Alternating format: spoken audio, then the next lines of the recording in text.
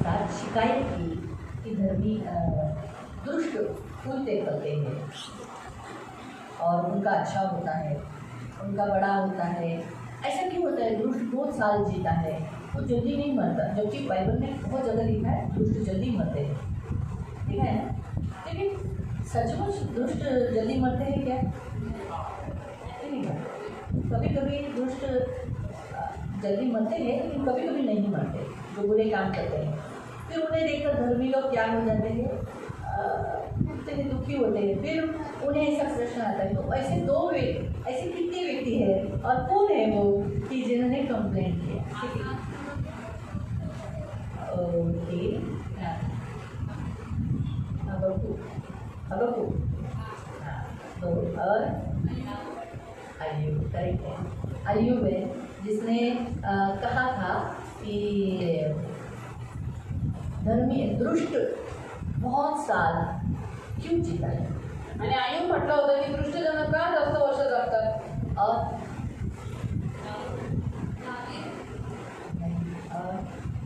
दावीद भी बोला है, लेकिन जो मैंने प्रश्न पूछा ना, जैसे कि दुष्ट क्यों इतना साल जीता है, ये उसका उत्तर अय्यूब मिला। फिर दुष्ट को जल्दी शिक्षा क्यों नहीं मिलती, ये वो प्रश्न किसने पूछा?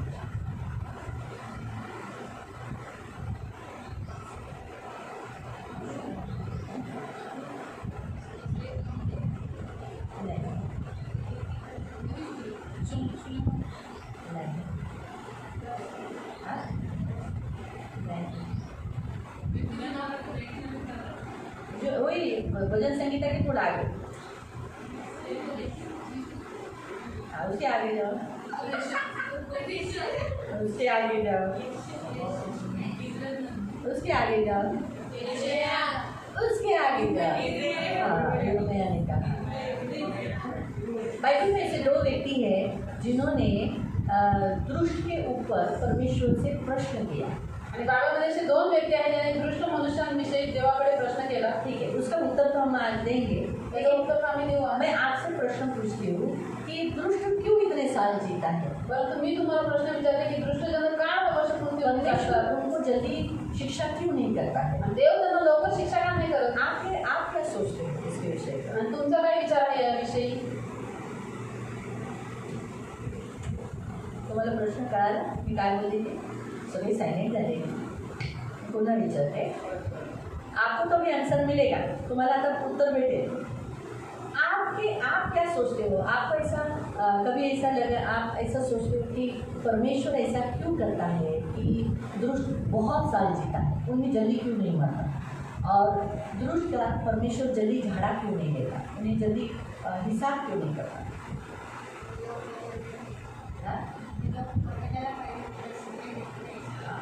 करेक्ट, माया के लिए ताली बजाए. आणि माया त्याचा परमेश्वर को मौका देता है, उनको मौका देता है कि आपके जो सुधर जाए, उनको आगे तुमको और भारी पड़ेगा. इसके लिए परमेश्वर हर 70 गुना 80 गुना 100 गुना तक आपको परमेश्वर माफ करता है. तो आप समझ जाओ, और एक आत्मा बचाने के लिए परमेश्वर दे देता है. माया ने जैसे कहा वो सेम उत्तर है, सेम है. और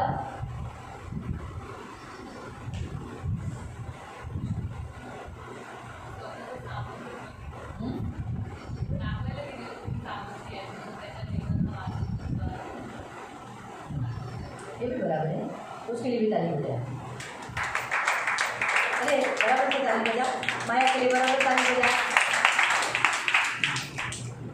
और ये बात सच है, प्रभु उस दुष्ट के हाथ से बचाने के लिए सामर्थ्य है. ये तभी मालूम पड़ता है उस धर्मी को जब वो जिंदा है. अगर वो मर गया, दुष्ट जल्दी जल्दी मर गए, तो फिर तो धर्मी को कैसे मालूम पड़ेगा कि परमेश्वर दुष्ट के हाथ से बचाता है? सही है. अभी हम देखेंगे बाइबल में परमेश्वर इसका उत्तर कैसे देता है. आता आपण बघू की बायबलमध्ये देव याचं उत्तर काय देतो. हाँ, तो उसके पहले हम एक छोटा सा वचन पढ़ेंगे और उसके ऊपर ही फिर हम इस परीक्षा की घड़ी पर जाएंगे. ठीक है, हम निकालेंगे नीति वचन अध्याय 13, प्रोवर्ब्स चैप्टर 13 वर्स 22. आणि आपण काढून नीतिसूत्रे अध्याय 13 वर्स 22. आणि त्याचं वचन 22. Proverbs chapter 13 verse 22.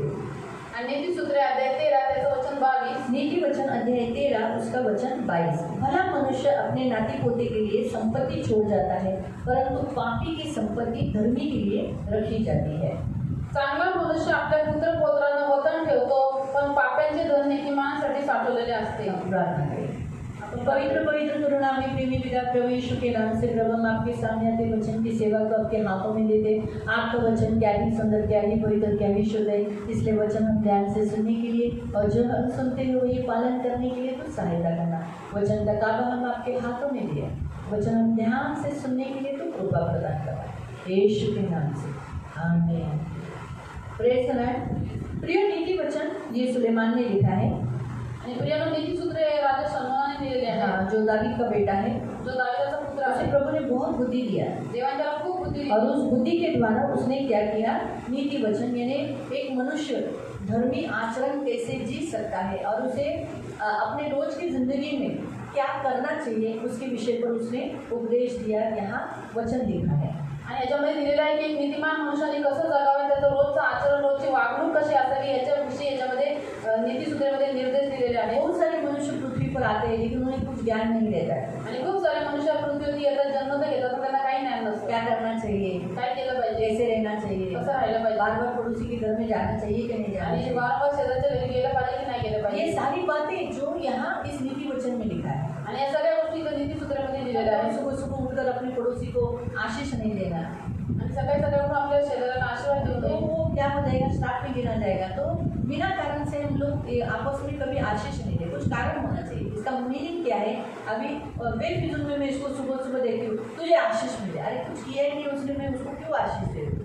आणि हे आपण जो आशीर्वाद देतो त्याला काहीतरी कारण असलं पाहिजे, समोरच्याने काहीतरी कार्य केलं पाहिजे. है ना. इसने अगर कुछ लाया है तो मेरे लिए भाजी लेकर आए, फिर मैं उसको बोली प्रभु तुझे बहुत आशीष दे, तेरे हाथ पैरों में ताकत दे. क्यों, क्योंकि वो इतना चल के लेकर आई, वो ऐसा ब्लेसिंग दिया तूने, कुछ किया ही नहीं, फिर भी मैं बोलती तुझे आशीष, तो वो श्राप नहीं गिना जाएगा. आणि मनुष्याने काही कार्य केलंच नाही, आपण व्यर्थपणे त्याला आशीर्वाद देतो, तो श्रापामध्ये मोजला तो जातो. ऐसी बहुत सारी बातें नीति वचन में एक मनुष्य को ज्ञान देने वाली और बुद्धि देने वाली बातें सिखाई है. आणि तर नीतिसूत्रामध्ये खूप साऱ्या अशा गोष्टी मनुष्याला ज्ञानी करण्यासाठी आणि बुद्धी मिळण्यासाठी शिकवलेल्या आहेत. तो आज नीति वचन 13 के 22 में लिखा है भला मनुष्य यानी धर्मी मनुष्य के बारे में. आज नीतिसूत्रे अध्याय 13च्या 22 मध्ये लिहिलेलं आहे की चांगला मनुष्य म्हणजे नीतिमान मनुष्याबद्दल. वो अपने नाती पोतों के लिए संपत्ति छोड़ जाता है. आणि तो आपल्या पुत्र पौत्रांसाठी संपत्ती सोडून जातो. प्रयोग बाइबल के अनुसार संपत्ति यानी किसको दर्शाया गया, अपने बाइबल में लिखा है हमारे जो संपत्ति है वो हमारे प्राण से बढ़कर नहीं है. आणि बायबलमध्ये सांगितलेलं आहे की जी आपली संपत्ती आहे ती आपल्या प्राणापेक्षा मोठी नाही आहे. धनी व्यक्ति ने बहुत धन कमाया, बहुत संपत्ति कमाया और क्या हुआ, उसी दिन वो मर गया. क्या बचा, उसकी संपत्ति किसके लिए छोड़ के गया, उसके कुछ उपयोग में हुआ.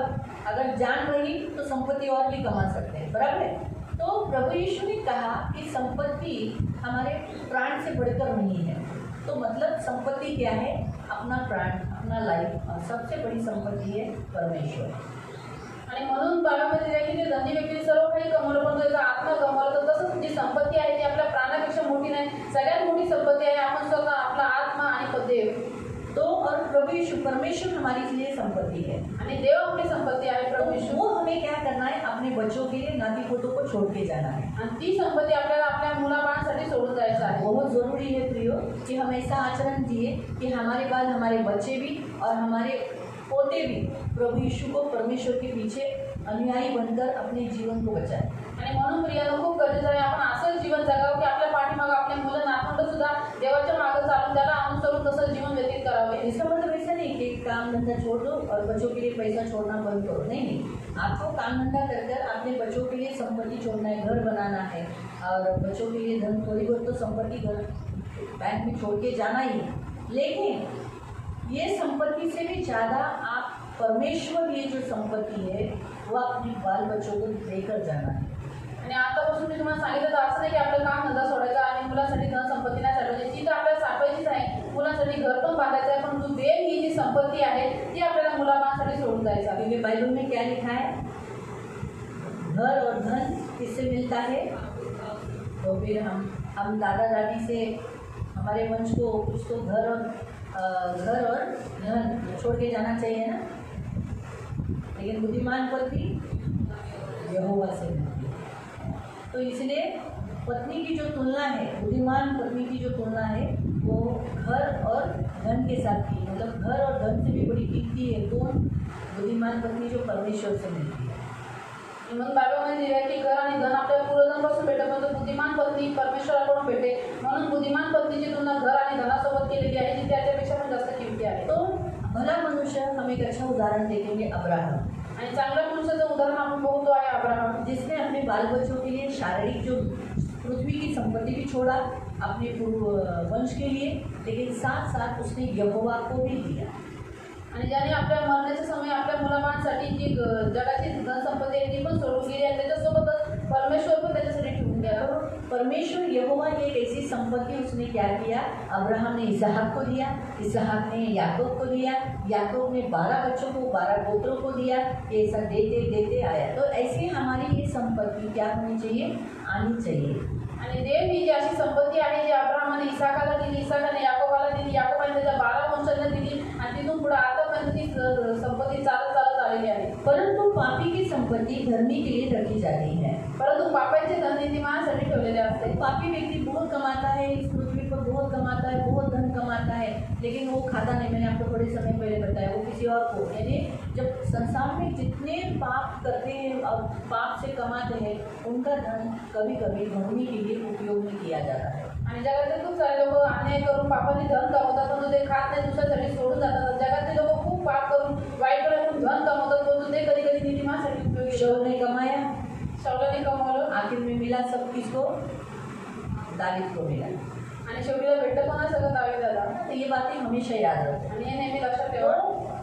पापी लोग बहुत धन के पीछे लगते हैं, बहुत धन के पीछे लगते हैं, लेकिन परमेश्वर एक ऐसा मूड कर देता है, ऐसी परिस्थिति लाता है कि उनकी संपत्ति धर्म के काम के लिए, राज्य के, परमेश्वर के राज्य के लिए इस्तेमाल करवाता है। आणि पापी लोक खूप अन्याय करून धन संपत्ती कमवतात, परंतु देव एक असं वळण आणतो की त्यांची धन संपत्ती धर्मी लोकांसाठी, नीती महत्वाच्या कार्यासाठी, देवासाठी उपयोगी तो पडते। पापी लोग जब बढ़ते हैं, फूलते हैं, पलते हैं, बहुत साल जीते हैं, तो नेचुरली धर्मी लोगों को थोड़ा दुखी हो जाता है कि लोग पाप करके करके इतना धन कमा रहे, इतना अच्छे रीति से रह रहे, तो इसीलिए धर्मी लोग क्या हो जाते हैं, कभी कभी दुखी हो जाते हैं। वो धर्मी लोग दुखी होते जो दर्द से गुजर रहे, धर्म का काम कर कर दुखी हो रहे। तो सबसे पहले हम देखेंगे अय्यूब के बारे में। आणि जे पापी लोक खूप वाईटपणा करून धन कमवतात तरी सुद्धा ते चांगले जगतात, चांगल्या घरात राहतात, आणि जे नीतिमान लोक जे दुःखातून, परीक्षेतून, त्रासातून चांगले आहेत त्यांना वाटतं की अरे हे एवढं धन कमवून एवढे सुखी नाही, आम्ही असे का, असा ते विचार करतात। हमने कहा कि अय्यूब अध्याय 21, जॉब आपण चैप्टर काढूया 21 इय्योब अध्याय 21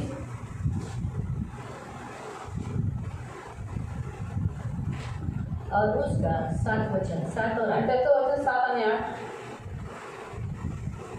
दुष्ट का जिवंत राहतात? हाँ, उससे बड़ा प्रश्न था। अभी आपको मैं थोड़ा सा इस वचन को पढ़ने से पहले मैं आपको अय्यूब के बारे में बता दूँ। अब अय्यूब एक धर्मी और खरा व्यक्ति था उसके काल में, आणि इय्योब हा जो त्याच्या काळामध्ये खरा आणि सात्विक व्यक्ती होता, उसके काल में वो काल जो एक पापी काल था, आणि त्या काळामध्ये जो काळ एक पापी काळ होता, बहुत पाप पृथ्वी पर था, क्योंकि ये पुस्तक उत्पत्ति काल का है। आणि त्यावेळेस पृथ्वीवर खूप पाप होता, कारण की हे पुस्तक उत्पत्तीच्या काळात आहे। तो उस समय पूरा पाप से भरी हुई पृथ्वी थी, आणि त्यावेळेस पृथ्वी पूर्ण पापाने भरलेली और होती, वो उस काल में एक धर्मी व्यक्ति था ये। आणि त्या काळामध्ये हा एक नीतिमान व्यक्ती परमेश्वर होता, के साथ उसका अच्छा रिश्ता था, आणि देवासोबत त्याचं एक चांगलं नातं लेकिन होतं। जब उसकी परीक्षा ली गई, परंतु ज्यावेळेस त्याची परीक्षा घेतली उसके गेली, बच्चे मारे गए, त्याचे मुलं मारले धन गेले, संपत्ति जल गई, त्याची धन संपत्ती सगळी जळून सब गेली, कुछ खाली हो गया वो, आणि तो पूर्णपणे खाली और झाला, सिर के बाल से लेके पैर के नाखून तक वो फोड़े से भर गया। आणि डोक्याच्या केसापासून पायाच्या नखापर्यंत तो फोड्याने भरला। तो उसने अभी वो जो दर्द वो उठा रहा है, दर्द से कराह रहा है, आता हे जे दुःख तो उचलतोय, दुःखामध्ये कणतोय, तो नेचुरली उसकी नज़र बहुत सारे ऐसे व्यक्तियों पर गई जो पाप में जीवन जी रहे हैं। आणि हे साहजिक आहे की त्याची नजर अशा लोकांवरती गेली, दृष्टी अशा लोकांवरती गेली जे पापामध्ये जीवन जगत खा होते, के पी के मजा मार रहे, व्यभिचार कर रहे, औरतों का बलात्कार कर रहे, लेकिन अच्छे रह रहे, तो बुरे काम करके गंदा पैसा कमा रहे, लेकिन अच्छे रह रहे, बहुत बूढ़े भी होने को आए हैं, लेकिन उनको कोई शिक्षा नहीं मिली है, उनको कुछ भी बुरा उनका नहीं हुआ है। ये देखने के बाद नेचुरली अय्यूब को फीलिंग आएगा ही ना, मैं तो कोई गलत काम नहीं किया, और बाइबल बताता है उसने कोई गलत काम नहीं किया था, है ना। तो वो सोचेगा ना, मैं तो धर्मी रहा, मैं तो परमेश्वर का सच्चा भक्त रहा, और मेरे साथ ऐसा, मेरे बच्चे भी मर गए, कुछ भी नहीं रहा, सिर्फ बीवी को रखा और घर रखा, बाकी कुछ भी नहीं। आणि योग असा विचार करत होता की जे लोक अन्यायाने धन कमवतात, वाईटपणा करतात, स्त्रियांवर बलात्कार करतात, तरी ते चांगले जगतात, त्यांचं काही वाईट होत नाही, इथपर्यंत की ते वृद्ध झाले तरी सुद्धा त्यांना शिक्षा भेटत नाही, परंतु मी एवढा नीतिमान राहिलो, देवाचं सत्व धरून राहिले, तरी सुद्धा माझ्यासोबत असं माझे मुलं मेले, माझी सगळी संपत्ती जळाली, काहीच राहिलं, फक्त पत्नी राहिली आणि घर राहिला, माझ्यासोबत असं का? इसीलिए उसने प्रश्न पूछा, आणि म्हणून त्याने देवाला प्रश्न विचारला। अक्सर अय्यूब के समान बहुत सारे मसीह लोग भी ऐसा ही प्रश्न परमेश्वर को पूछते हैं कि हम सब अच्छा जीते हैं, हम मसीह के लिए हर संडे आते हैं, आणि खूप शब्द सारे के पालन करते हैं, दान दशंश बराबर से देते हैं, हम फेथफुली रहते, हो सके तो सभियों के साथ अच्छा रहते हैं, मेल मिलाप करते हैं, फिर भी हमारे जीवन में दुख है। दूसरे लोग देखो, हर संडे चर्च नहीं आते, प्रभु को प्रथम स्थान नहीं देते, दशांश भी नहीं डालते, लेकिन देखो उनके पास पैसे पे पैसा आ रहा है, हम एक बार दशांश नहीं डाला तो हमारा तुरंत क्या हो जाता है। आणि खूप सारे लोक असा विचार करतात की लोक तर आम्ही तेवढं दर दिवसाला देतो, आज्ञा पालन करतो, दान दशम देतो, हे लोक तर काहीच करत नाही, पण आम्ही एकदा दशम केला तर आमचं किती नुकसान होतं, कितना तकलीफ आती है, आणि आमच्यावर किती संकट येतात। और एक ही बार नहीं डाला था, फक्त एकच नव्हतं टाकलेलं, बाकी इतने साल से हम डाल रहे हैं, आणि एवढ्या वर्षापासून तर टाकतोय, और आप तुरंत इतनी बड़ी शिक्षा, आणि लगेच आमच्या तेवढी मोठी शिक्षा, क्यों प्रभु? आणि प्रभू असं काय? ते बघ, संसार के लोग देख, जगाचे लोक बघ, आके पीते तगड़े मुगड़े हैं, आणि खाऊन पिऊन अष्टपुष्ट आहेत, हाँ चैनी चैनी पहन कर ऐसे ऐसे चलते हैं, आणि चैनी माहिती चालतात, और हम देखो हम ऐसे अपने आप को आणि आपण असे झुकून जातो, नीतिमान बनवतो स्वतःला। बहुतायत मसीह लोग भी ऐसे प्रश्न पूछते हैं जैसे अय्यूब ने पूछा, आणि जसं अय्यूबाने प्रश्न विचारला तसे खूप सारे ख्रिस्ती लोक प्रश्न विचारतात। दुष्ट का जिवंत राहतात ते वयू, उसने ऐसा क्यों प्रश्न पूछा मालूम? क्योंकि उसके बच्चे उसके आंखों के सामने मर गए, तो उसके बच्चे तो नेचुरली उनके लिए वो मूंगफली देता था ना, तो वो सोचता था कि मेरे बच्चों के लिए तो मैं पश्चाताप करता था, लेकिन ये दुष्ट मेरे बच्चे जवान थे वो मर गए, और ये बूढ़ा होते हैं तो भी मर नहीं रहा है, पाप करके करके अभी तक जिंदा है, इसलिए उसको बड़ा प्रश्न था, इसलिए लिखा दुष्ट इतना साल कैसे जिंदा रहा, और मेरे बच्चे जो पश्चाताप करते थे वो क्यों मर गए, इसलिए उसने कहा दुष्ट इतना लंबा तक क्यों जीता है। ते वयोवृद्ध का होतात, वो बूढ़े क्यों हो जाते हैं, ते समृद्ध का होतात, वो इनके पास इतना पैसा, घर गाड़ी बंगला सब क्यों हो जाते हैं। त्यांच्या समक्ष, त्यांच्या बरोबर, त्यांच्या डोळ्यांसमोर त्यांची मुले बाळे आणतात, हाँ उनके बच्चे उनके आंखों के सामने रहते हैं, और हमारे मसीह लोगों के बहुत सारे बच्चे माँ बाप से करके क्या हो जाता है, अरे पाप मेरे देखो इनके बच्चे इनके साथ हैं, फिर त्यांची घरे शांतीत निर्भय असतात, उनके घर में सब कुशल रहता है, रोज अच्छे अच्छे पकवान बनते हैं, है ना, फिर देवाचा दंड त्यांच्यावर पडत नाही। नहीं आगे आप देख सकते हैं कि उसने क्या किया, नाचते हैं गाते हैं सुख भोगते हैं बिताते हैं, लेकिन इसका उत्तर भी वो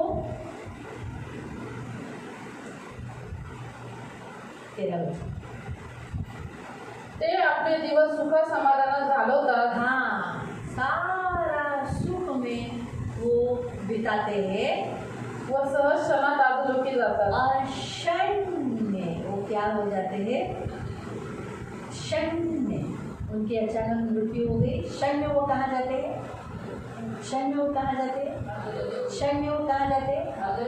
हाँ आपको समझ में आया, दुष्ट कितना फूले फलेगा, दृष्टजन कितीतरी फुलला पडला, कितना अच्छा होगा, त्याचं कितीतरी चांगलं झालं, बच्चे उसके साथ हो गए, त्याचे मुले त्याच्यासोबत असते, घर में नाच रहे हैं, घरात आनंद करतोय। मैंने आपको आगे का नहीं पढ़वाया, जैसे लिखा है हाँ उनके झुंड के रह रहे नाच रहे हे हैं, सगळे मिळून मिसळून थवा राहतो, नाचतात गातात, टंगन कर रहे हैं, जैसे बहुत से लोग देखो है ना, हल्दी मिल्ली मेरे बोल नाचते रात भर बहुत मजाक करते हैं, आनंद लेते हैं, सुख से उनके दिन बीत रहे हैं, लेकिन याद रखो यही अय्यूब ये बात जानता है जिसने परमेश्वर से प्रश्न भी पूछा, वही खुद उत्तर अपने आप को देता है, क्योंकि अय्यूब एक सच्चा और खरा धर्मी व्यक्ति था।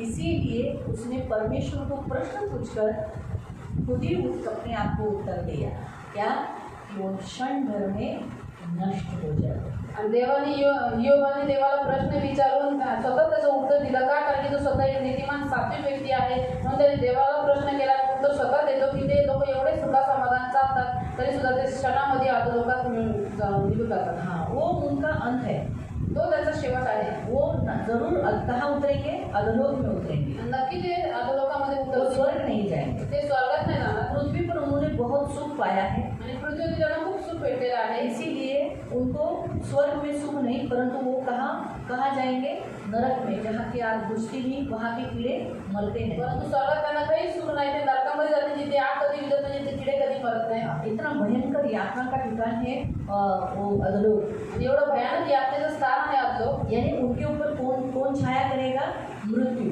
आणि त्यांच्यावरती कोणाची सावली असेल तर मृत्यूची. इसीलिए प्रियो भजन दाऊद कहता है 37 में, आणि म्हणून स्तोत्रकार दावीद म्हणतो अध्याय 37 मध्ये, हाँ एक ही पढ़ो, एक और दो, Psalm 37 उसका 1 and 2। दुष्कर्म्यांवर जळ पडू नकोस व अन्याय करणाऱ्यांचा हेवा करू नकोस, कारण ते गवताप्रमाणे लवकर कापले जातात, हिरवळीसारखे वाळून जातात. हाँ, क्या लिखा है कि कुकर्मियों के कारण मत उड़ना, बुरा काम करने वालों के कारण डाह नहीं करना।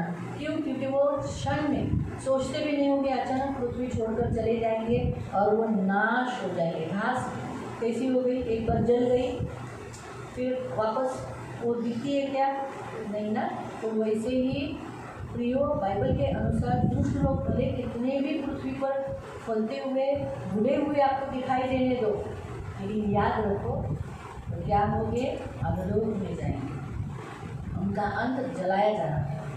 इसलिए उसके कारण हमें कुड़ना नहीं है, उसके कारण हम दुख नहीं मनाना है। तेरे में धर्म व्यर्थ में धर्मी बना रहा, व्यर्थ में अपने आप को धर्मी बनाए रखना, प्रभु के राह पर चला। क्योंकि बहुत सारे लोग ऐसे सोचते हैं कि क्यों हम प्रभु चर्च में आ रहे, क्यों हम इतना दर्द उठा रहे, क्यों हम इतना कष्ट उठा रहे, लेकिन ये सारा जो कष्ट है वो हमारे भले के लिए होता है। आणि हे जे दुःख जे कष्ट आहे ते आपल्या चांगलपणासाठी असतं. तो इसलिए ये बातें हमेशा याद रखो। 8वां-9वां वचन पढ़ो।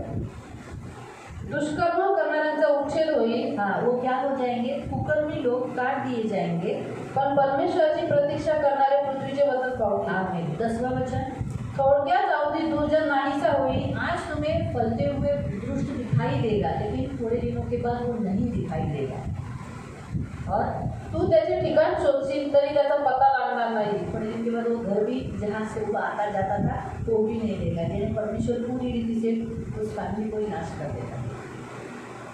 तो फिर क्या अच्छा है, हम जो धर्मी बनकर दर्द उठाना, क्योंकि देखो अय्यूब ने दर्द उठाया, आगे जाके उसको 2 गुना मिला, उसका दुख अंत हुआ, उसके दुख को अंत हुआ। आज जो दुष्ट जन जो इस पृथ्वी पर सुख ले रहे थे, उनके सुख का अंत हुआ और दुख को आरंभ हुआ, वो अभी तक है, उस दुख को अंत नहीं। आपको समझ में आया? मैं फिर से बताती हूँ। अय्यूब दुख ले रहा था आणि योबाने पृथ्वीवरती खूप दुःख उचललं. सही है, फिर उसका दुख वैसे ही रहा क्या, त्याचं दुःख तसंच राहिलं का, मरते दम तक आणि मरेपर्यंत नहीं है, उसका दुख चेंज हुआ ना, आणि त्याचं दुःखाचं रूपांतर झालं. उसका बॉडी हीट हो गया, त्याचं शरीर आरोग्य झालं. बराबर है, उसने जो कुछ खोया था सब मिल गया, आणि त्याने जेवढं गमावलं सगळं भेटलं. उसको बच्चे हुए वापस, त्याला पुन्हा मुले झाली, वापस वो पृथ्वी का अधिकारी हुआ, आणि पुन्हा तो पृथ्वीचा अधिकारी जो झाला. लोग उससे दूर हो गए थे वापस आए, जे लोक त्याच्यापासून लांब झाले ते पुन्हा त्याच्याकडे आले. मतलब उसका दुख थोड़े समय का था, ह्याचा अर्थ की त्याचं दुःख थोड्याच वेळेचं होतं, और बाद में जो सुख मिला वो हमेशा का था। आणि नंतर जे सुख त्याला भेटलं ते आनंद काळाचं होतं. लेकिन जिस दुष्टों को उसने अपने आंखों के सामने बढ़ते हुए फलते हुए देखा, बहुत साल जीते हुए देखा, वो क्षण में गायब हो गए। उनका दुख क्या हुआ, उनके जीवन में दुख का आरंभ हुआ, आणि जो हमेशा का था। ज्या दुष्ट लोकांनी त्यांनी बघितलं जे वाढत होते, फुलत फळत होते, ते अचानक नष्ट झाले. त्यांच्या जीवनाचं जे सुख होतं त्याचा अंत झाला, त्यांच्या दुःखाचा प्रारंभ झाला. अभी तक वो दुख में है, आणि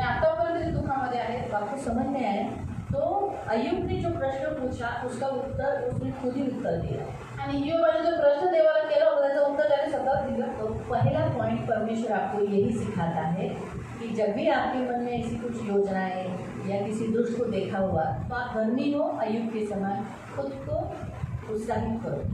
तर पहिला मुद्दा देव तुम्हाला शिकवतो की असं तुमच्या मनामध्ये कधी आलं की योजना बनवली की दुष्ट लोक एवढे फुटतात होता आम्ही तर असे, तर तुम्ही इयोबा समान नीतिमान आहात म्हणून स्वतःला उत्साहित करायला तयार करा. आप किसी पर अपेक्षा मत करो कि कोई मुझे आएगा, असं नाही करायचं, असं नाही करायचं, निराश नको हो, हताश नको, असं नको, देव आहे ना. ऐसे किसी को उत्साहित करने के लिए ज़रूरत नहीं पड़े। आप खुद को खुद उत्साहित करो और अपने आप को प्रभु के सामने बनाए रखो। दुख के कारण आप प्रभु को कभी मत छोड़ना। जैसे अय्यूब ने दुख के कारण प्रभु को नहीं छोड़ा, तो आप भी दुख के कारण कभी प्रभु को नहीं छोड़ो। आणि तुम्ही कोणी मला सांत्वना देईल, कोणी मला येऊन समजवलं असं तुम्ही वाट बघू नका, पण तुम्ही नीतिमान आहात म्हणून स्वतःला उत्साहित करा. तुमच्या जीवनामध्ये जे दुःख येतं त्याच्यामुळे देवापासून लांब जाऊ नका, देवाला सोडू नका. जसं अय्यूबाने देवाला सोडलं नाही, देवापासून दूर नाही गेला. मालूम हुआ? तभी दूसरा व्यक्ति है, वो कौन है? वो है यिर्मयाह। आणि दुसरा व्यक्ती आहे यिर्मयाह. अब हम निकालेंगे यिर्मयाह चैप्टर 12। यिर्मयाह आपण यिर्मयाह अध्याय 12 उसका 1 से पढ़ेंगे। त्याचं वचन आपण 1 पासून वाचू. यिर्मयाह एक भविष्यवक्ता है, आणि यिर्मयाह हा एक देवाचा संदेश आहे. लेकिन इसने अपने आप को खुद उत्तर नहीं दिया। पण याने स्वतः उत्तर नाही दिलं, हाँ, इसे परमेश्वर ने इसे उत्तर दिया, देवाने त्याला उत्तर दिलं. क्योंकि यिर्मयाह बहुत दुखी, बहुत दर्द उसने उठाया। उसकी सारे भविष्यवक्ताओं में ना यिर्मयाह सबसे ज़्यादा रोया है। आणि सर्व यिर्मयाहने देवासाठी खूप दुःख उचललं. सर्व संदेशांपेक्षा यिर्मयाह खूप जास्त रडलेला आहे, दुःखी झालेला आहे. बहुत रोया। तो खूप रडलाय ना. कभी कभी हम सोचते हैं ना कि अरे मैं ही सबसे ज़्यादा रोया हूँ। आणि कधी कधी आपण विचार करतो तेव्हा मी सगळ्यात जास्त आयुष्यात रडलो. बाइबल में आप अपनी तुलना हमेशा यिर्मयाह के साथ कर रहे हैं, आणि तुम्ही स्वतःची तुलना यिर्मयाह सोबत करा. क्योंकि जब यीशु ने पूछा कि मैं किसके समान, लोग मेरे बारे में क्या कहते हैं, ज्यावेळेस प्रभूने शिष्याने विचारलं तुम्ही कोणासारखा आहे, लोक माझ्याबद्दल काय म्हणतात. यूहन्ना बपतिस्मा देने वाला, शिष्याने उत्तर दिलं, कोणी म्हणतं यूहन्ना बपतिस्मा देणारा. कोई कहता है यिर्मयाह। कोण म्हणतं यिर्मयाह. तो यिर्मयाह उन्होंने क्यों तुलना की? क्योंकि जब यीशु मसीह भी प्रार्थना करने के लिए जब बैठते थे तो बहुत रोते थे। त्यांनी प्रभू येशूची तुलना यिर्मयाहबरोबर काय केली? कारण प्रभू येशूने प्रार्थना करावं असं त्यावेळेस खूप रडायचं बहुत रोकर प्रार्थना करते थे, आणि खूप रडून प्रार्थना उनके करायची. आंखों के सामने जो लोगों का स्वभाव वो देखता था, आणि डोळ्यांच्या समोर जे ते लोकांचा स्वभाव प्रभू बघायचे, इसके कारण वो प्रभू के सामने रोता था। आणि त्याच्यामुळे ते प्रभूच्या समोर रडायचे. लोगों को कभी उसने इंसल्ट या लोगों का कभी अपमान नहीं किया, परंतु त्यांनी मनुष्यांचा कधी अपमान केला नाही, इन्सल्ट नाही केला. इसलिए वो क्या करता था? रात की प्रार्थना करता था, भोर की प्रार्थना करता था, मध्यंतरी की जो प्रार्थना यानी दोपहर का प्रार्थना वो करने जाता था, कभी सुबह प्रार्थना के लिए जाता था, जब जब उसको समय मिलता था। लेकिन ऐसा उसने कभी नहीं कहा कि मैं बहुत बिजी हूँ, मैं प्रेयर नहीं कर सकता, नहीं, उसने हमेशा प्रेयर किया। ज्या वेळेस प्रभूशीला वेळ भेटायचा त्या वेळेस तो प्रार्थना करायचा, सकाळी करायचा, रात्री करायचा, दुपारी करायचा. तो कधी म्हणाला की मी व्यस्त आहे, मला प्रार्थना करायसाठी टाईम नाही. तो लोगों ने उसे देखा था, जब भी वो प्रेयर को बैठता था वो बहुत रोता था। आणि लोकांनी बघितलं होतं की ज्या वेळेस तो प्रार्थना बसत तो खूप रडायचा. हाँ, जब भी वो लोगों के सामने प्रार्थना करता था तब वो रोता था, पहाड़ पे जाता था तभी वो प्रार्थना करता था, एकांत में बैठता था तभी भी प्रार्थना रोता था। अभी लोगों को कैसे मालूम पड़ता है कि आप रोए हो? आणि ज्या वेळेस प्रभूशी प्रार्थना करतात त्या वेळेस रडायचा, डोंगरावर गेला प्रार्थना करतात तेव्हा रडायचं. तर लोकांना कसं माहिती पडलं की तुम्ही रडलेले आहात. हाँ? अभी आप सोचो रोहिदास रोया है, कैसे मालूम पड़ेगा? आता रोहिदास रडलेला आहे कसं माहिती पडेल आपल्याला. त्याचे डोळे काय असतील? लाल असते है ना, आणि सुजलेले असते, उसकी आंखें लाल होगी और सूजी भी होगी. नाक लाल झालेलं असतं। उसका नाक भी लाल हुआ होगा. तर आपण रडताना आपलं नाक लाल होतं, क्योंकि हम लोग रोते समय हमारा नाक भी लाल हो जाता है. होतं ना? बऱ्याच जणांचं शायद नसेल होत, पण आमच्या लोकांचं होतं बाबा। बहुत सारे लोगों को नहीं होता होगा लेकिन हमारा होता है इतना. आणि शेंबूड येत असतो, और शेंबूड आता है डोळ्यातून पाण्यासकट शेंबूड पुसत असतो सारखं, त्यामुळे पुसून पुसून लाल होऊन जातं। और आंखों में जो पानी आता है उसके साथ शेंबूड भी पोसते से पोस के लाल हो जाता है नाक. त्याच्यामुळे काय होतं, लोकांना दिसतं की चेहरा असा सुजलाय, सुजतो चेहरा, आपण रडतो तेव्हा थोडंसं जाडा होऊन जातं। और इसलिए लोगों को दिखता है कि हमारा चेहरा सूजा हुआ है. जब हम रोते हैं तो हमारा चेहरा थोड़ा सा सूज जाता है. म्हणून लोक चेहरा सांगतो की हा ही व्यक्ती आता रडली आहे। और हमारा चेहरा बताता है की ये व्यक्ती अभी रोया है. म्हणून येशू जेव्हा प्रार्थनेतून उठायचा आणि तो जेव्हा लोकांच्या समोर जायचा, लोक पाहायचे ने खूप रडलाय. तर गरज नाही आहे की आपल्याला दुःख आहे म्हणूनच आपण रडतो, पुन्हा दुसऱ्याला जर दुःख आहे म्हणून रडणं किंवा जसं येशू स्वतःसाठी नाही रडला. येशू माणसांसाठी, ज्या मंडळीमध्ये ज्या लोकांमध्ये तो काम करत होता त्यांच्यासाठी तो रडत होता. जी माणसं देवापासून लांब होती त्यांच्यासाठी तो रडत होता की ती माणसं अगर आज देवाजवळ नाही आली तर नरकात झाली, त्याच्यासाठी तो रडत होता की देवा पिता यांनी माझं वचन ऐकून दे, त्यांचं अंतःकरण कठोर ते काढ, मी जेव्हा त्यांना वचन सांगेल, दृष्टांत बोलेल त्यांना कळून दे, यासाठी तो रडायचा. आपण कशासाठी रडतो? माझ्याकडे पैसे, आपण अशासाठी रडतो. मला हिने इन्सल्ट केलं, मला. येशू ह्या गोष्टीत रडलाच नाही, त्याचा पण खूप सारा इन्सल्ट. प्रभु श्री छोटी छोटी बातों में रोया है, उसका तो बहुत लोगों ने अपमान किया. जेव्हा लाजर मेला तो रडला, जब भी लाजर मर गया तो यीशु रोया. कारण त्याला खूप दुःख झालं की अरे आज मृत्यू किती लांब करते. लाजर हमेशासाठी त्याच्यापासून लांब झाला होता. क्योंकि प्रभु को बहुत दुख होता है कि मृत्यू मनुष्य को परमेश्वर से हमेशा के लिए दूर करती है. लाजर उससे हमेशा के लिए दूर हो चुका था, दूर झाला होता त्याच्यापासून, वो उससे दूर हो चुका था. म्हणून तो रडला. इसीलिए प्रभु आज रोया मृत्यू माणसाला किती लांब करते देवापासून, कि मृत्यु मनुष्य को कितना दूर करती परमेश्वर से, म्हणून तो रडला. इसीलिए वो रोया. त्या रडण्याचं प्रतिफळ त्याला मिळालं, लाजर जिवंत झाला. उस आंसू का प्रतिफल उसको मिला कि लाजर फिर से जिंदा हो गया. म्हणून सांगण्याचा उद्देश की हा जो यिर्मया आहे ना तो सुद्धा खूप रडलाय.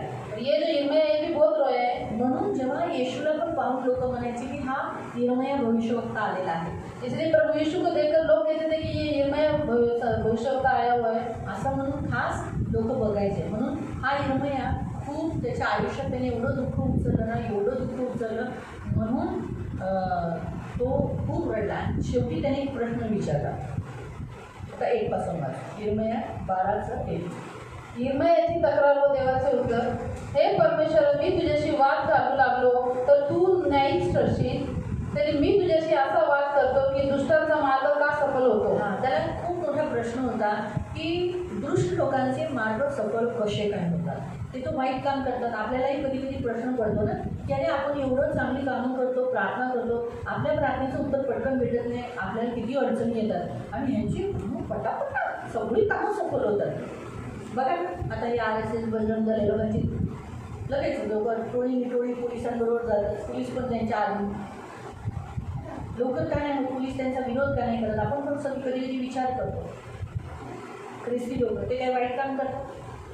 मला सांगा, येशूची प्रार्थना करणं हा एक 12 स्टेट्समध्ये, भारताच्या 12 स्टेट्समध्ये गुन्हा झालेला आहे. गुन्हा म्हणजे बलात्कार करण्यापेक्षा, मर्डर करणाऱ्यापेक्षाही हे वाईट काम आहे भक्ती करणं, कोणाला येशूकडे आणणं. आता मला सांगा, कुणाला तरी देवाकडे आणलं हे पाप आहे का, कि बलात्कार करणं हे पाप आहे? अभी मुझे बताओ कि किसी मनुष्य को परमेश्वर के पास लाना ये पाप है या बलात्कार करना पाप है? मर्डर करणं हे पाप आहे का? कुणातरी व्यक्तीला, जो दारू पिणारा व्यक्ती होता त्याला येशूकडे आणलं, त्याची दारू सुटली, बाबा तो आता एक चांगला जीवन जगतोय. सांग काय वाईट काम आहे ते? काय वाईट काम आहे? पण मर्डर करणं वाईट आहे ना. पण मर्डर करणाऱ्याला सुद्धा आज कारावास, आजीवन कारावास नाही, आणि जे ख्रिस्ताकडे आणलं त्याला आजीवन कारावास, 5 लाखाचा दंड, 5 लाखाचा. त्याला बेल नाही. मर्डर केलेल्या व्यक्तीला बेल आहे, त्याला बेल भेटेल. पण ज्या व्यक्तीने एका ख्रिश्चन येशूकडे आणलं त्या व्यक्तीला बेल नाही. बघा असा हा जग. देखो संसार कैसा हो चुका है.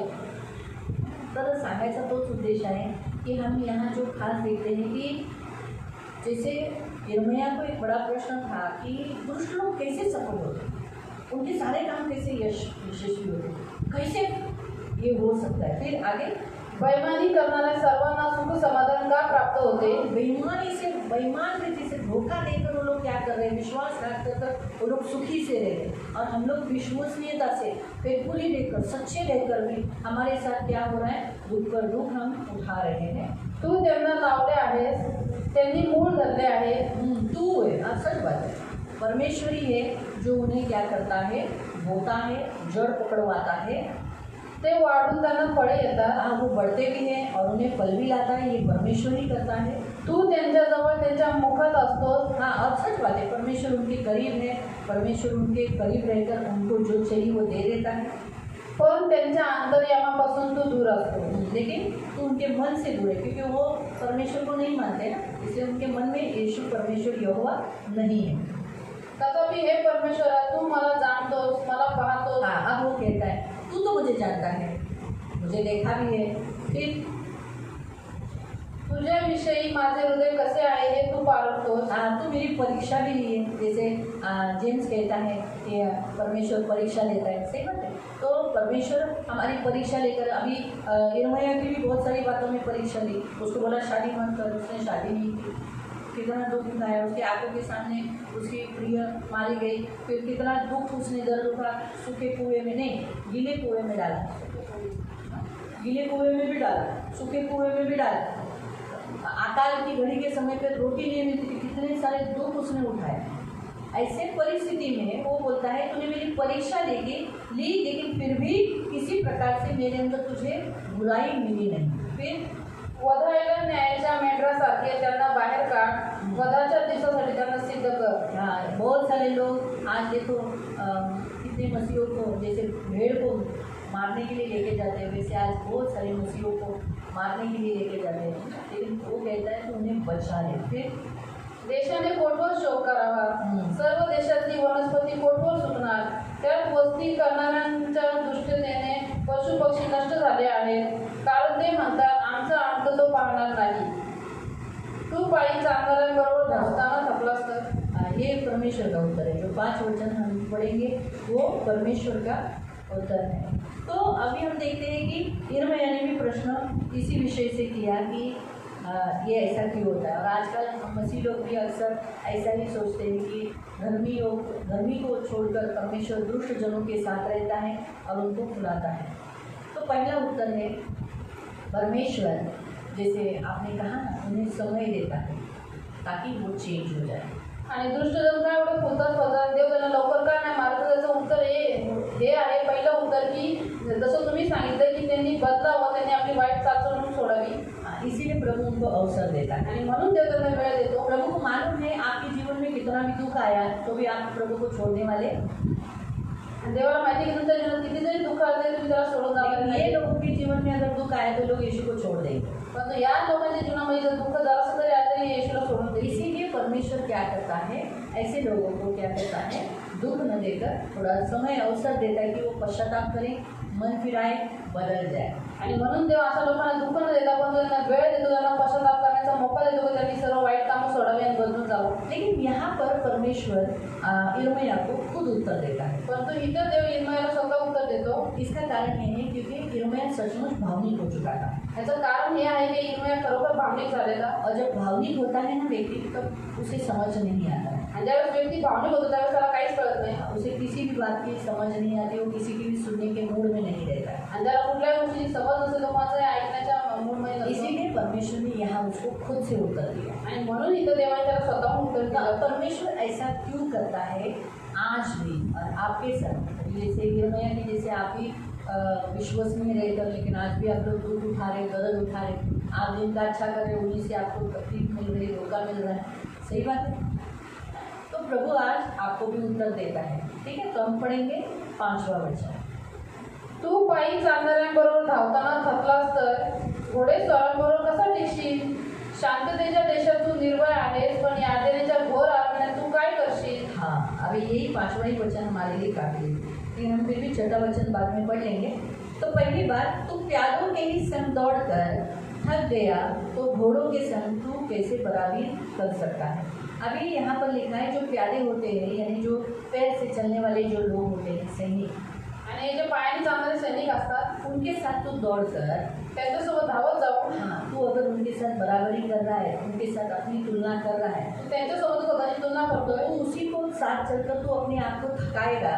त्याच्यासोबत चालून तू स्वतःचा क्लास. हाँ, तो फिर तू घोड़े वालों के साथ, जो घोड़े यहाँ लिखा है घोड़ों के साथ, जो घोड़े के ऊपर जो प्यादे बैठते हैं, सैनिक बैठते हैं, जो शस्त्र लिए हुए रहते हैं, उनके साथ तू कैसे दौड़ पाएगा. तर घोडेस्वारांबरोबर जे शस्त्र घेतलेले असतात, सैनिक बसलेले असतात, त्याच्यासोबत तू कसं काय धावशील. इसका मतलब क्या है मालूम आपको, याचा अर्थ काय तुम्हाला माहिती. कि आप जो पृथ्वी पर रहने वाली जो छोटी मोटी समस्या आपके लाइफ में है, आणि या पृथ्वीवर राहताना ज्या छोट्या छोट्या समस्या तुमच्या जीवनात आहेत, आप उसी में थक गए हो त्याच्यातच तुम्ही थकला. उनके साथ समझौता करने के लिए, आणि त्यांच्यासोबत तुलना समजून करते हुए. त्याच्या तुलना करताना जो दुष्ट लोग हैं, जे दृष्ट लोक आहेत, जो पाई चल रहे यानी पैदल चलने वाले सैनिक है, जो आपके साथ लड़ रहे हैं, आपको दिखा रहे कि देखो देखो मैं देखो कितना कष्ट तुम लोग देखो, तो आप उनके साथ अपनी तुलना कर रहे हो, तो आप उन्हीं को देखकर थक गए. अरे मैं नहीं चलना चाहता हूँ, क्यों धर्मी बनी रहूँ, क्यों मैं ऐसा बना रहूँ. अगर आप इसी में थक जाओगे तो फिर जो घोड़े पे बैठे हुए सैनिक है उसके साथ आप कैसे भाग पाओगे, है ना. तो परमेश्वर हमें बनाना चाहता है, क्योंकि यहाँ जो लिखा है, अगर शांति के देश में तू रहा, शांति के देश में रहा निडर रीति से, ऐसे लिखा है ना. यद्यपि तू शांति के देश में निडर रहा, तो फिर यर्दन के जंगल में से फिर तू कैसे चलेगा.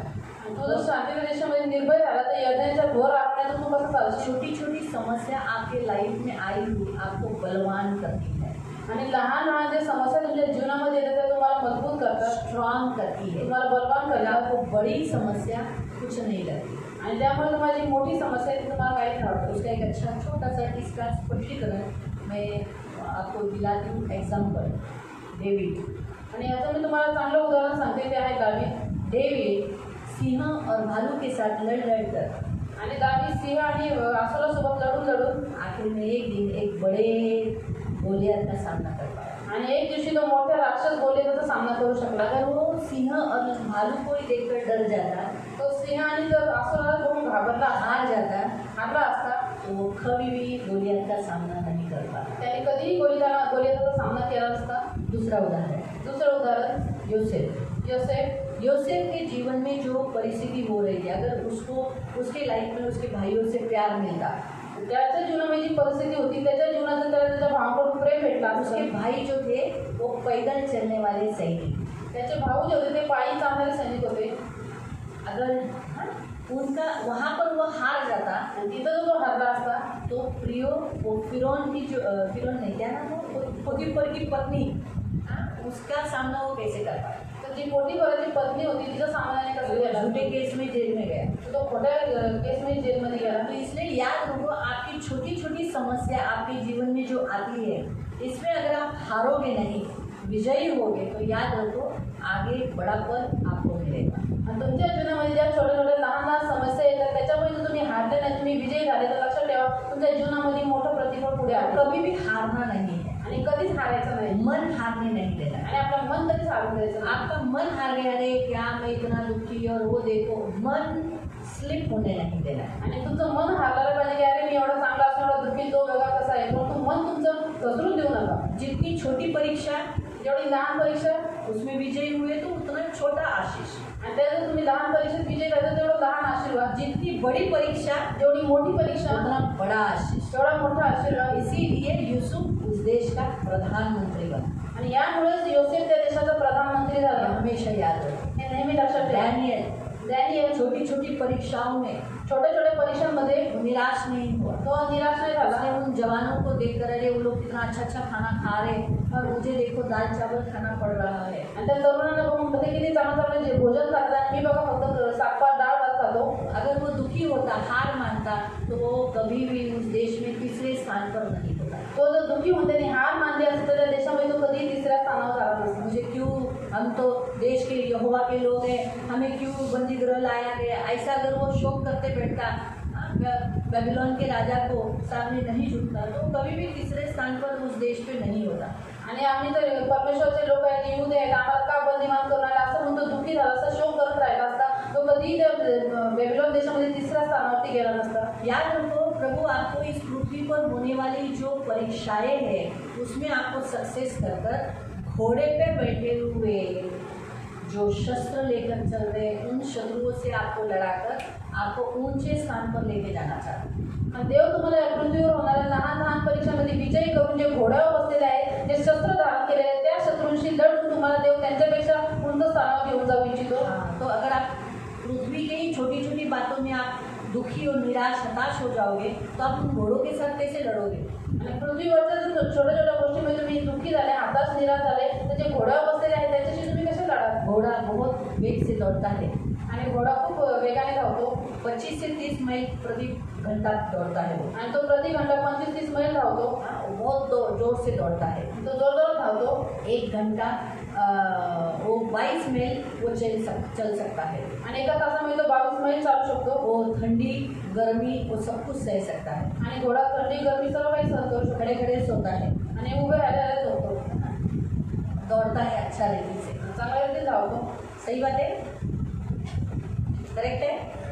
ऐसे शत्रु ऐसा घोड़ा उससे सामना करना है तो आपको इन छोटे छोटे बातों में जो पृथ्वी पर छोटी छोटी जो परीक्षाएं हैं उनको आप अपने ऊपर हावी होने नहीं देना। आणि अशा शत्रूंशी तुम्हाला सामना करायचा आहे तर पृथ्वीवरती ज्या छोट्या छोट्या परीक्षा आहेत, छोट्या छोट्या समस्या आहेत, त्या स्वतःवरती तुम्हाला हावी होऊन द्यायचं नाही। ये जो घोड़े हैं ना, ये घोड़े दुष्ट आत्माओं को दर्शाते हैं। आणि हे जे घोडे आहेत ते दुष्ट आत्म्याला दर्शवतात। अगर आपको उन आत्माओं से लड़ना है तो पहले आपके मन के ऊपर इन छोटी छोटी जो अरे मैं दुखी क्यों, थोड़ा सा कुछ होना, थोड़ा सा अनबन होना, इन बातों पर अगर आप विजयी हुए तो आप इन घोड़ों पर बैठे हुए शत्रुओं से भी आप लड़ सकोगे। और जब आप उनसे लड़कर विजयी होगे ना तब प्रभु आपको ऊंचा पड़ा। आणि म्हणून तुमचं मन हारून देऊ नका। तुम्ही ते छोट्या छोट्या गोष्टीमध्ये छोट्या छोट्या समस्यांशी हा असा का तो तसा का हे का झालं ह्याच्याशी जर तुम्ही लढून विजयी झाले ना तर जे दृष्ट आत्मे जे घोड्यावर बसलेले आहेत त्यांच्याशी तुम्ही ज्यावेळेस लढाल तर तुम्ही लढून विजयी व्हाल आणि देव तुम्हाला उंच पद देईल। इसीलिए यिर्मयाह से प्रभु कहता है तू प्यादों के संग दौड़कर ही थक गया तो फिर घोड़ों के साथ कैसे लड़ेगा? आणि म्हणून देव यिर्मयाहला म्हणतो की तू पायी चालण्याबरोबर धावताना थकलास तर घोडे स्वाराबरोबर तू कसं काय टिकशील? उनके साथ अपनी बराबरी तू कैसे कर सकेगा? उनके साथ कैसे लड़ेगा? उनका सामना कैसे करेगा? तो तू इन छोटी छोटी बातों में ही तू निराश हो गया आणि त्यांच्यासोबत तू स्वतःची बरोबरी कशी करशील, तुझी तुलना त्यांच्यावर कशी करशील? काय कारण की छोट्या छोट्या गोष्टीमध्ये तू निराश हताश झालास। अगर तू शांति के देश में निडर रहेगा यानी तेरे जीवन में कोई छोटी छोटी पृथ्वी पर आपको समस्या नहीं रहेगी तो फिर प्रियो आपको जंगल से गुजरते समय तकलीफें आएगी। आणि शांतीच्या देशात तू निर्भय राहिलास म्हणजे तुमच्या पृथ्वीवरती जीवनामध्ये छोट्या छोट्या समस्या जर का नाही आल्या तर तुम्हाला जंगलातून जाता वेळेस तुम्हाला त्रास होईल, बहुत तकलीफ उठानी पड़ेगी। आणि तुम्हाला खूप त्रास होऊन जावं लागेल। अगर आप पृथ्वी पर रहते समय ही अच्छे तकलीफों से गुजर रहे हो तो बड़ा जंगल भी पार करने के लिए आपको तकलीफ नहीं होगी। आप बोले अरे ये तो क्या है, ऐसे आगे नहीं बोलते ना। दावीद क्या बोला? अरे मैंने तो क्या किया है, हाँ सिंहों को और हंसुओं को मारा है, तू क्या है यहोवा तुझे भी मेरे हाथ में कर दे, ऐसे बोला है। आपको समझ में आया? परमेश्वर ने यिर्मयाह से ये उत्तर दिया। आज प्रभु भी आपको और मुझको यही उत्तर देता है। क्या उत्तर देता है? अगर हम अच्छे रहेंगे ना तो अचानक आने वाला जंगल, कांटे भरा जंगल तकलीफ होगा। आणि आपण जर चांगले शांती निर्भय राहिलो तर अचानक येणारं जे जंगल आहे काट्याने भरलेलं त्याला आपल्याला पार करायला त्रास होईल। तो अगर हम तकलीफ से गुजर रहे हैं ना तो फिर कितना बड़ा जंगल आने दो, हम आसानी से पार कर पाएंगे। आणि आपण जर पहिले त्रासातून चाललेलो आहोत तर किती मोठं जंगल येऊ द्या, अरण्य येऊ द्या, आपण सहजपणे पार करून जाऊ। एक छोटा सा आपको उदाहरण आपका मेरा लेते हूँ। आप बचपन में बिना चप्पल के चले हो आणि लहानपणी तुम्ही बिना चपलेचे चाललेले आहात।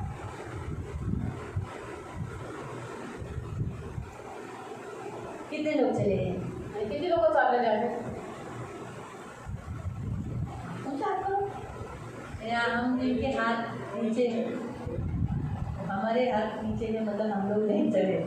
इसीलिए आप देखो अभी कितनी कड़ी धूप होने तो आप उसमें अच्छी रीति से चलो। आणि तुम्ही लहानपणी बिना चपलीचे चालत म्हणून आता बघा एवढं ऊन कडक असते त्याच्यामुळे तुम्ही चांगल्या पद्धतीने चाला। सही है। और हम लोग बिना चप्पल के कभी नहीं चले, इसलिए बिना चप्पल के हम नहीं चले ना, इसलिए हम थोड़ा सा भी ये अच्छी जमीन से भी चलते समय अया दौड़ जातो, अयो कसरी होते, पायाला माटी लगी, कसरी होते, चल नहीं पाते हम। आणि म्हणून आम्ही थोड़ा भी आगे नहीं जा पाएंगे। लेकिन आप आप बिना चप्पल के चले हो, इसलिए आप आगे तक चले जाओ, क्योंकि आपके पैर जो नीचे का जो तलवा है ना वो स्ट्रांग हो गया है बिना चप्पल के। जो मांस है ना उसका कड़क हो गया है, तो आपको कांटा पत्थर कुछ नहीं लगेगा। लेकिन हमारे अभी भी मुँह है, इसीलिए आपको थोड़ी सी भी मट्टी है ना इरिटेशन कर रही है, चलने नहीं देती। हम पहले बोलेंगे क्या चप्पल ला, चप्पल पहन के हम चलेंगे, बिना चप्पल के हम नहीं चल पाते। अभी आपको फर्क समझो। तो परीक्षाएं हमें चलने के लिए मदद करती हैं, फिर बड़ी परीक्षा का सामना करने के लिए मदद करती है। अगर हम लीडर हैं, अभी बिना चप्पल के हमने लीडर है, अच्छा हम बापरे एवढं चालायचं आहे, में चप्पल नहीं है, नहीं होगा मेरे से तो नहीं होगा, तो चलना रुक जाएगा। इसीलिए प्रभु नहीं चाहता कि आप प्रभु से कभी दूर हो, प्रभु से अचानक आप नष्ट हो गए नरक पे, ऐसा प्रभु नहीं चाहता। इसीलिए आपके जीवन में दुख दर्द कष्ट होता है। लेकिन एक ही काम करो, थोड़ा उन परिस्थिति में मत देखो कि अरे इनका अच्छा होगा, इनका अच्छा होगा। अभी कभी कभी हम क्या करते हैं, अपनी तुलना इसके साथ करते हुए बराबरी नहीं करना है। हमें आपस में एक दूसरे के साथ बराबरी नहीं करना है। आणि आपली तुलना आपल्याला दुसऱ्यांबरोबर नाही करायची, एकमेकाशी नाही करायची। वो डिग्री पाई है, 15वीं पढ़ी है, ही 15वी शिकलेली आहे, मैं 12वीं हूँ, मी 12वी आहे, है 14वीं है, लेकिन मैं 12वीं, अभी डिग्री नहीं है ना, 14वीं को कोई महत्व नहीं, 12वीं बोल सकते क्योंकि 12वीं का पासिंग सर्टिफिकेट है, तो फर्क रहेगा उसका थोड़ा सा एजुकेशन में, मेरे एजुकेशन में थोड़ा फर्क रहेगा, उसकी बोलचाल में मेरे बोलचाल में फर्क रहेगा। आपको समझा? तो उसका पगार ज़्यादा रहेगा, मेरा पगार कम रहेगा, थोड़ा सा फर्क रहेगा। आणि असा फरक असतो खूप तो सारा। हम आपस में कंपैरिजन नहीं करें, आणि आपण एकमेकांशी तुलना करू नये। हमारी आंखें हम प्रभु की ओर लगाए, प्रभु तू जो मुझे देता है अच्छा है, मेरा आज थोड़ा दुख उठाना, आगे मुझे आशीष मिलेगा। आणि आपले डोळे आपण प्रभूकडे लावायचे की प्रभू तू जे काही मला देतो ते चांगलं आहे, आणि इथं थोडंसं दुःख उठून पुढे जाऊन मला आशीर्वाद चांगला भेटेल। इसलिए अयुब थोड़ा दुख उठाया, आगे आशीष मिला। आणि म्हणून योगाने थोडंसं दुःख उचललं, परंतु पुढे जाऊन त्याला आशीर्वाद भेटला। फिर मैं दर्द उठाया, दुख उठाया, आखिरी सांस तक सेवा की और आज वो कहाँ है? ऊपर है ना प्रभु के पास। और उसकी सारे जो जिनके विषय पर उसने दुष्टों का बारे में पूछा था, आज वो सारे दुष्ट किधर है? बहुत साल से नरक है ना। आणि यिर्मयाने देवासाठी दुःख उचललं, खूप संकट काढून त्याची सेवा केली, पण तो आज तो देवाबरोबर आहे, सुखलोकात आहे। ज्या मनुष्यांबद्दल, ज्या दुष्ट लोकांबद्दल त्याने विचारलेलं ते तेव्हापासून आतापर्यंत नरकामध्ये आहे। प्रभु आपसे घोड़ों के साथ आपकी बराबरी करवाना चाहता है और आपको बड़ा आशीष देना चाहता है। इसलिए आप भी आपके जीवन में जो छोटा छोटा तकलीफ है उससे विजयी हो जाओ, निराश मत हो, हताश मत हो।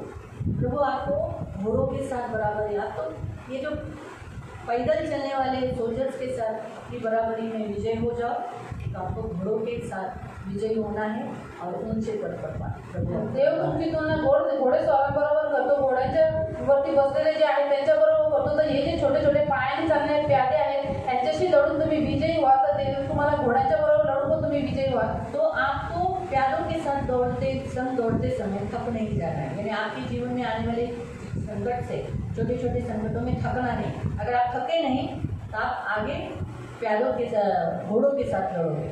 आणि तुमच्या जीवनामध्ये जे पायी जातात त्यांच्याशी लढताय तुम्ही थकू नका। जर तुम्ही थकला तुम्ही पुढे घोड्याबरोबर कसे काय धावणार, म्हणून तुम्ही थकू नका।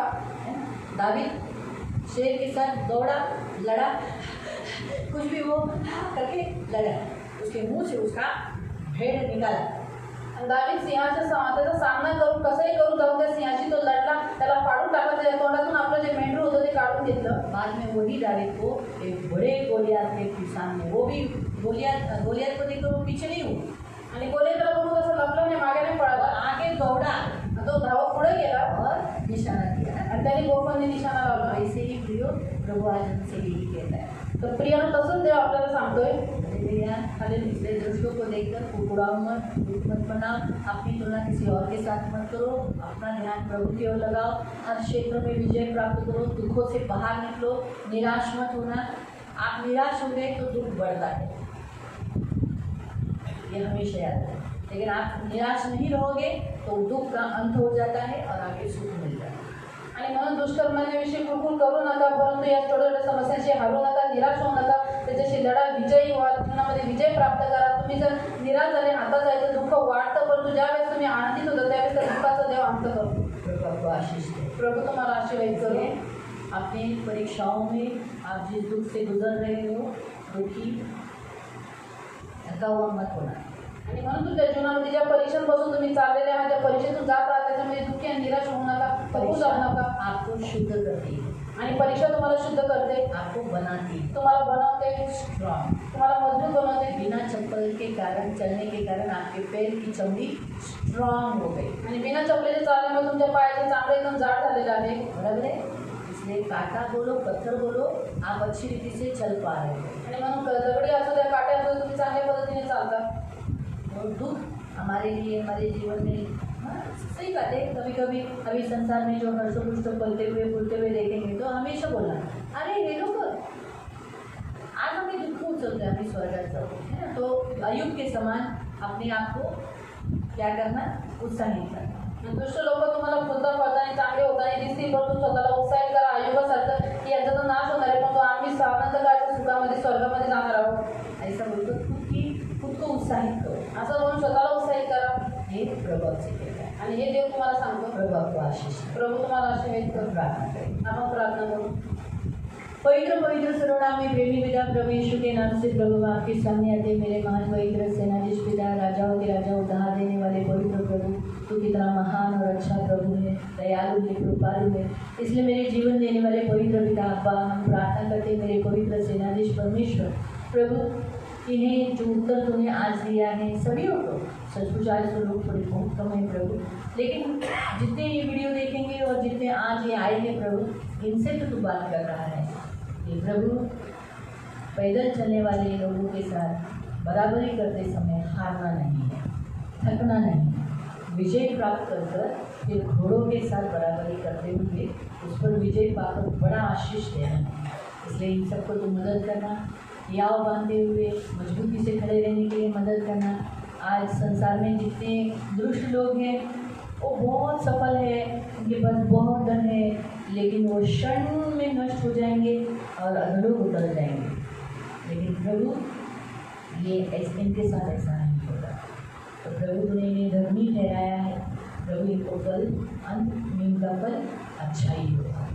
धन्यवाद देते, आपका लहू लगाकर इन्हें आशीषित करते और आपके पंख में सुरक्षित रहने के लिए प्रार्थना करते. यीशु के लहू से इन सबको कवर करके करुणा दया मांगती, छेदा हुआ हाथ मांगती और आपके पंख में सुरक्षित रहने के लिए प्रार्थना करती. दया रखना. धन्यवाद देते, यीशु का लहू लगाकर इन्हें ब्लेस करते और हमेशा यह बांधते हुए आगे चलने के लिए सहायता करना. यीशु के नाम से आमीन.